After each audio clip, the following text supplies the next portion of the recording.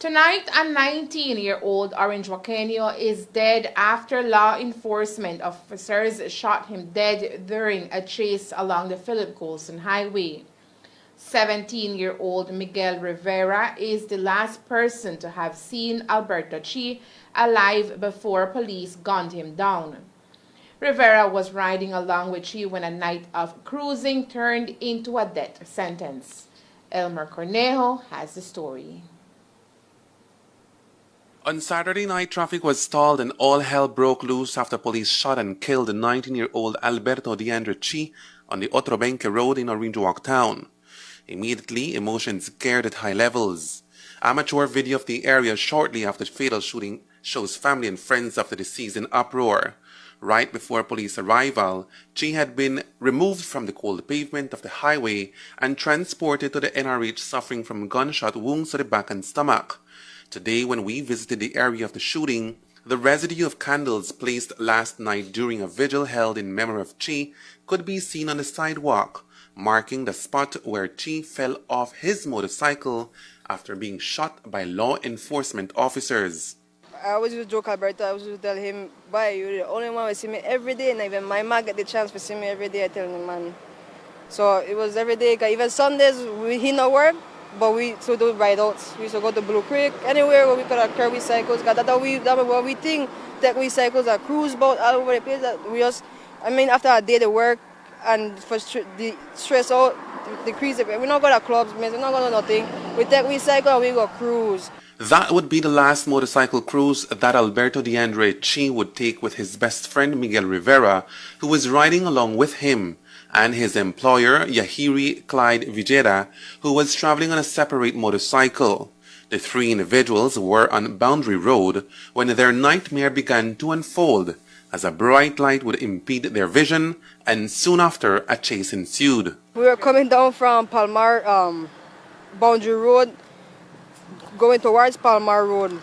Now Miggy, he lived the street after Liberty Avenue.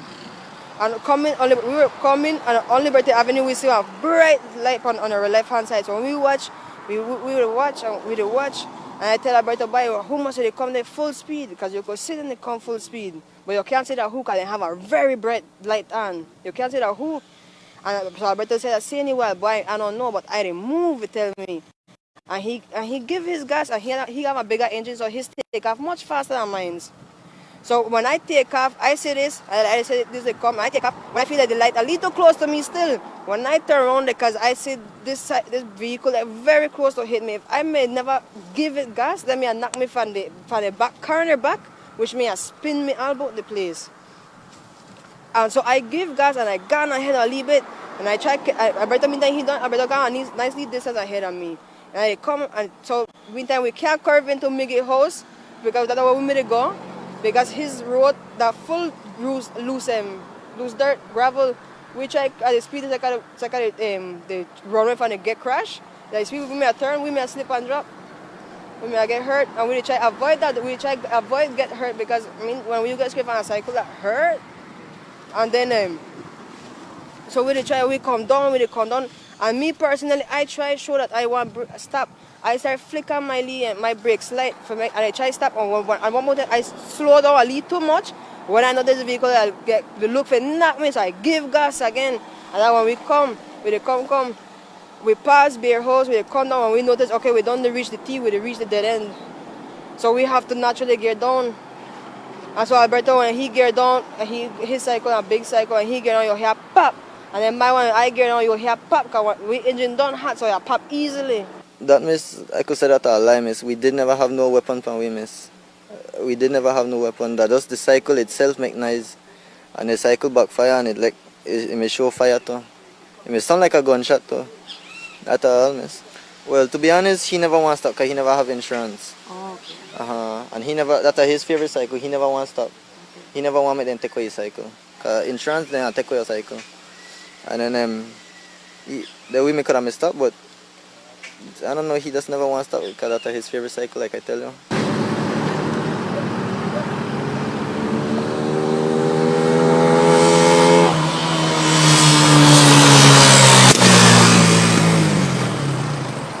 That popping sound is reportedly what triggered police to shoot in the direction of 19-year-old Chi and 17-year-old Rivera.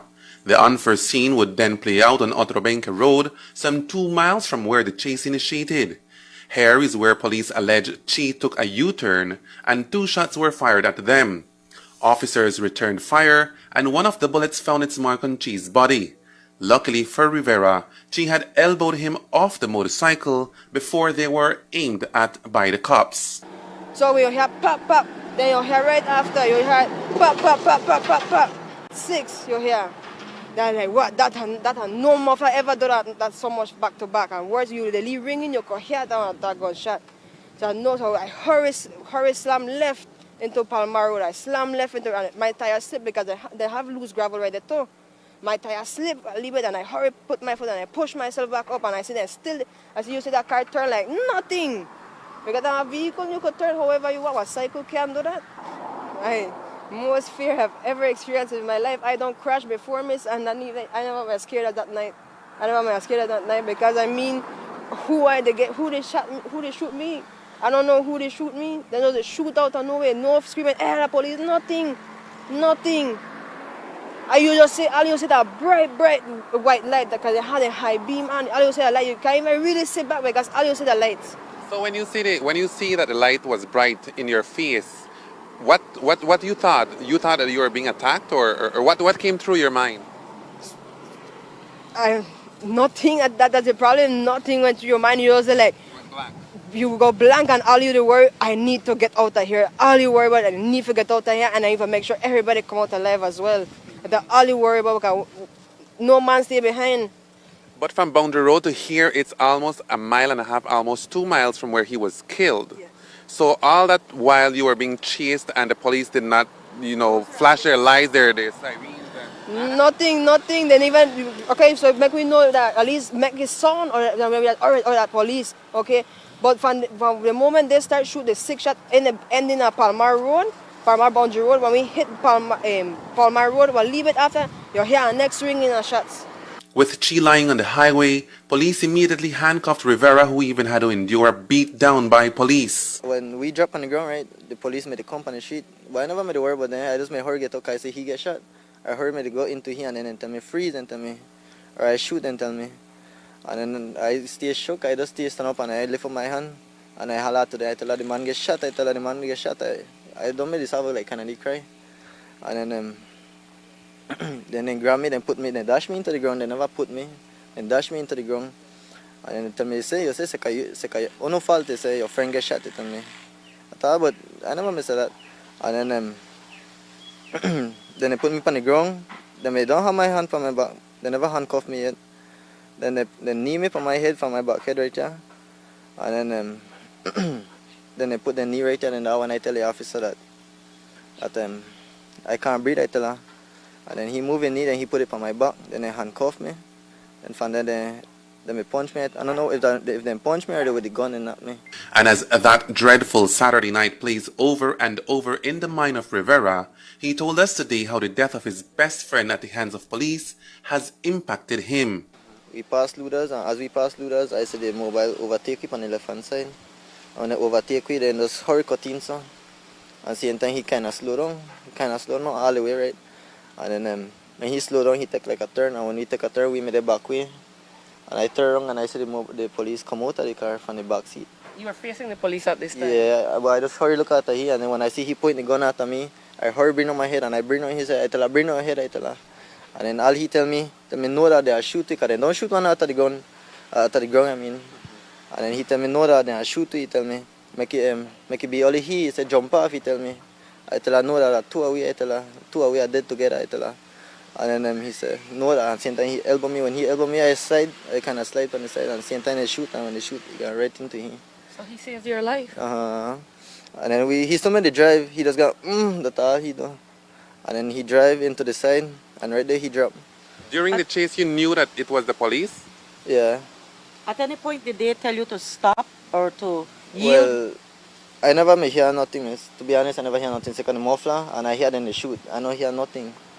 But you knew it was the police? Yeah, I know that them At is. what point did you realize it was the police? when we bound the curve right here by Mendes Close. When the chase started. Uh-huh. So, and at the fatal incident where it happened, what came through your mind then? He just told you it's only gonna be me. I'm gonna take the lick for it. Well, I think then he just make a shot from the foot, right? So I say he must good and thing make them carry the hospital, look, he dey bleed. And then I dey holler to the police, make then carry and thing, and then the mobile, then turn the mobile and then carry. I never see when they back and thing, right? I can then turn my face into the ground and I have the knee on my neck. And then I tell the officer I can't breathe, and then he move the knee from my neck and then he put it on my back. I tell her please carry her to the hospital. But before they put her in the car, I tell her yeah deal. I tell her talk to me dog, and then he said bye. Say Maggie, I love you dog. He tell me just look after my daughter for me. He tell me so just do that for me dog. He tell me that all. He tell me I tell her no dog. We did say dog. I tell her stay dog. I tell her for your daughter dog. I tell her stay for she dog. And then he said I'll try dog, but this thing they hurt me dog. He said this they hurt me dog, but he was like he did cry right. And then he said that all he tell me. And then from there, then carry him on the mobile and then carry to the hospital. But then it take long to carry him. An internal and criminal investigation is ongoing to validify or dispel the accounts given by the officers involved. Chi's body now awaits a post-mortem examination. Elmer Cornejo, CTV3 News. Hours after police killed 19-year-old DeAndre Tree, the Minister of Home Affairs, Honorable Kareem Musa, and the Commissioner of Police sent out a press release sending a message to the family that the department will engage in an active investigation to determine the truth behind the incident. In the release, police confirms that Chi succumbed to his gunshot wound at the Northern Regional Hospital while undergoing treatment. The release goes on to say that the Commissioner of Police has dispatched a team of senior investigators headed by Superintendent Gerald Jones to investigate the incident properly. So far, the team has canvassed the entire pursuit route, looking for expended shells and the surveillance footage to ascertain or dispel the officers' account of the incident. The officers involved in the pursuit, as previously mentioned, are detained pending the outcome of the investigation. Investigators have also interviewed and recorded statements from several witnesses and are now reviewing surveillance cameras along the pursuit route. The criminal investigation file will be compiled and forwarded to the Office of the Director of Public Prosecutions for review and necessary direction. The concurrent internal investigation will determine if there was any breach of department policies, including pursuit and human rights and use of force policies. In a media press briefing today, lead investigator Superintendent Jones told the media what investigations have unearthed so far. About 10:50 p.m., acting upon the information received of shots fired on Otro Benque Road in Orange Walk District, police visited the Northern Regional Hospital, where one DeAndre Chi, aged 19 years, of Trial Farm Village, was observed by the police with what appears to be gunshot wound to the left side of the back and one apparent gunshot wound to the stomach area. Initial investigation revealed that on event date, about 10:25 p.m., quick response team comprising of 4 police officers within the Orange Walk District were on routine patrol within the Cinderella Plaza area when their attention was drawn to 3 motorcycles with 5 occupants. The police officers went in pursuit of these individuals with the intention of having them to stop. Apparently they did not stop and they continued within the Orange Walk Town area. What happened thereafter, the police officers met up with these individuals. They put on their revolving lights and tried to stop these individuals again, but apparently they did not stop. And upon reaching at the Luda's area, the supermarket, was then the police officers saw these individuals making a U-turn.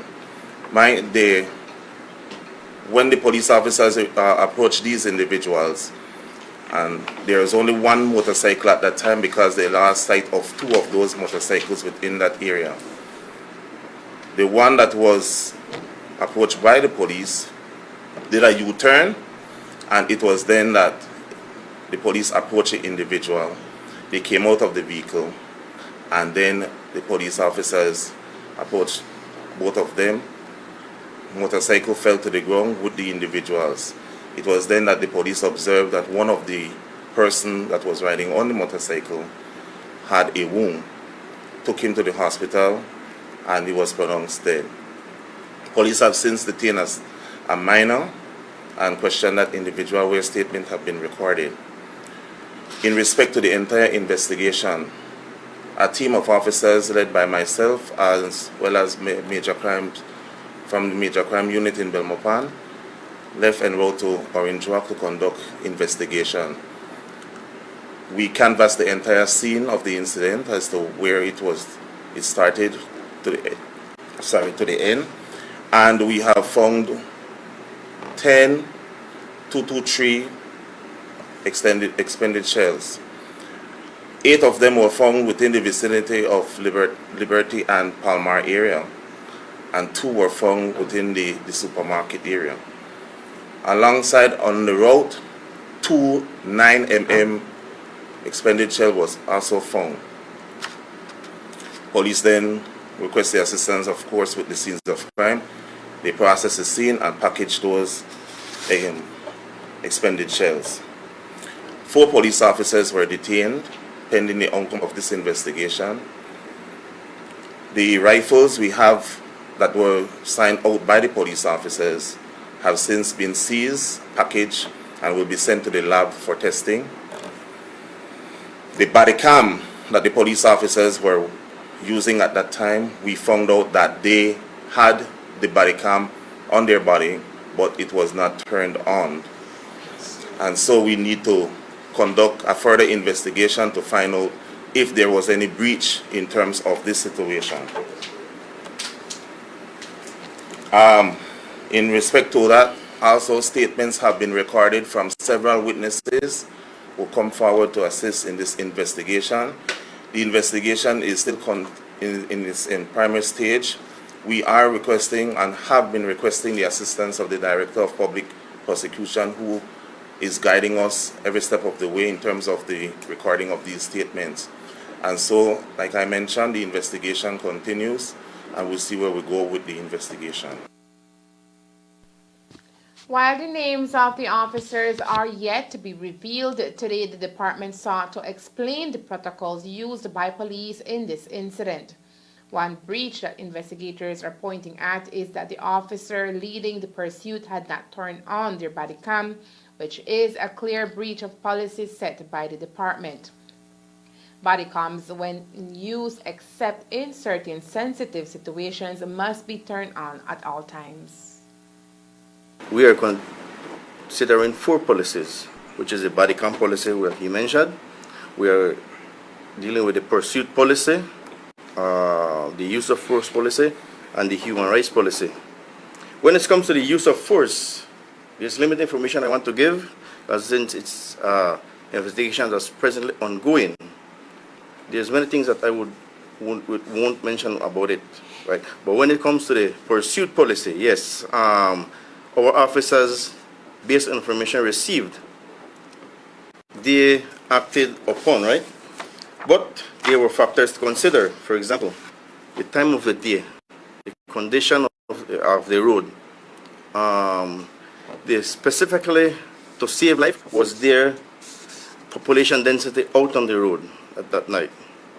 Based on the information received and shots fired, and officers returning fire, they had to consider if they continue the pursuit or leave it at that. But after communicating with the station commander that night, who was going to view these factors and decide that we continue with this pursuit or not. Because if they had prior knowledge that these persons where they can be found, then the pursuit could have stopped. The also pursuit policy states that if you're in pursuit of someone fleeing, you should not fire warning shots. Right? That's up to the extent I can go. But I won't be divulging more information because since this investigation is not mature yet, so I will hold back on that. And when it comes to the human rights policy, as you all know, the department is here for us to save life and property, right? So our investigation has shown a lot of breaches, which I will refrain from discussing with you all on just information that Mr. Jones and we have set aside. We have a body cam that when there's an incident, body cams must be on at all times. But if it's as a sensitive, like sexual nature, then the body cams are to stay off. But since this incident happened, those body cams should have been on at all times. As previously reported, sometime around 10 p.m. on Saturday, March 26th, police officers attached to the Orange Walk police formation said that while they were patrolling the riverside area of Orange Walk town, they came across 3 motorcycles, each carrying a driver and passenger. According to the officers, they attempted to halt the motorcycles. However, the drivers sped off with the police in pursuit. The officers alleged that those on the motorcycles fired shots at them during the pursuit. This, according to the officers, caused them to return fire, during which one of the individuals, identified as 19-year-old DeAndre Chi, was hit. The victim was rushed to the NRH where he succumbed while undergoing treatment. The shooting death of 19-year-old Alberto DeAndre Tree is the latest incident involving at least 4 police officers, one of whom pointed his assigned weapon directly at Chi, pulled the trigger, and killed the youth. The officers claim they were responding to fires shot at them from individuals riding on motorcycles, allegedly Chi and 17-year-old Marlon Rivera.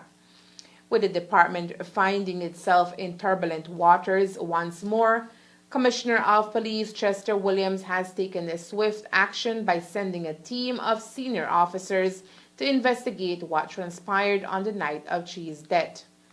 But Chi's family, including his father and sister and even his employer, is skeptical about the system.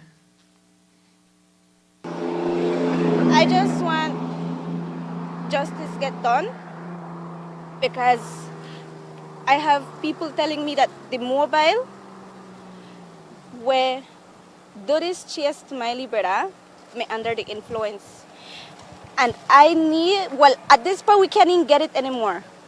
But I would have really appreciate we may get a urine sample from those 4 officers that were drinking at such establishment. I honestly won't reveal the establishment they were at because, you know, but we have concern that they were under the influence of alcohol. They killed my brother. They were too trigger happy.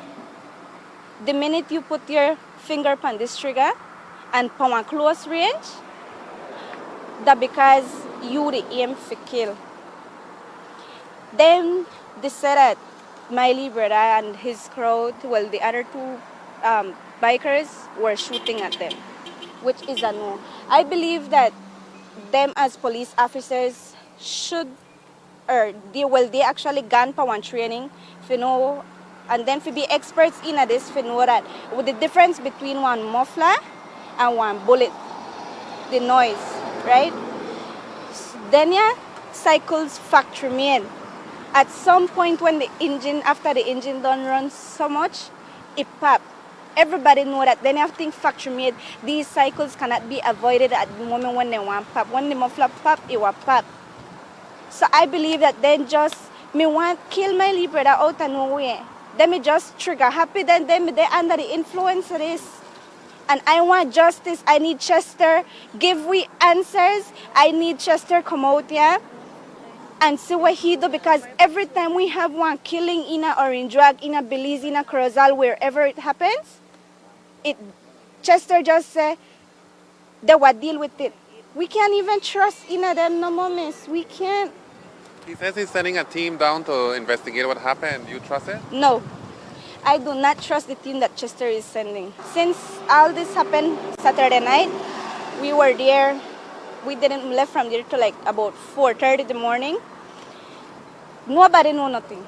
That the all tell we. Nobody know nothing. They don't know. They never made it there. As the incident happened, I had understand that then the 4 officers that were in shift came off shift. I want for the truth to actually be revealed and to actually, because so much days have passed and they still haven't revealed the names of the people who were in that vehicle, in that mobile. I'm pretty sure they know who were in there, the 4 of them.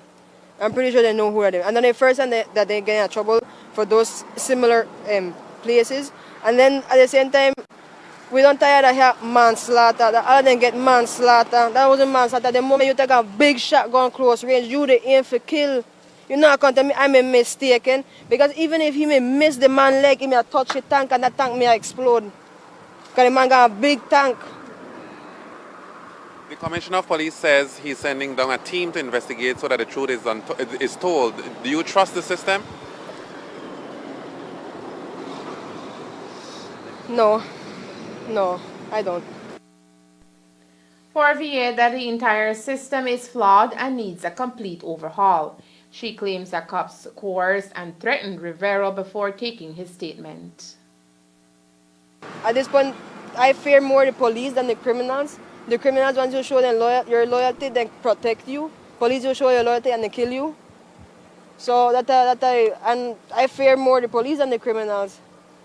I'm told this 17-year-old is not wanting to speak up. Have he told you the story? Yes, he afraid, sir. He afraid because when he goes to do his statements, he gets remarks from the police. They basically, I don't know what kind of how you take statements, but he says that when they took his statement, before they took his statement, they told him, make sure you tell the truth, not the lie, because we know you the lie. Do you see that as a threat? That's a threat, miss. That's a threat. We know the lie. He know the lie. They know we they say the truth. Why you have to tell them before his statement? You they put fear in your mind.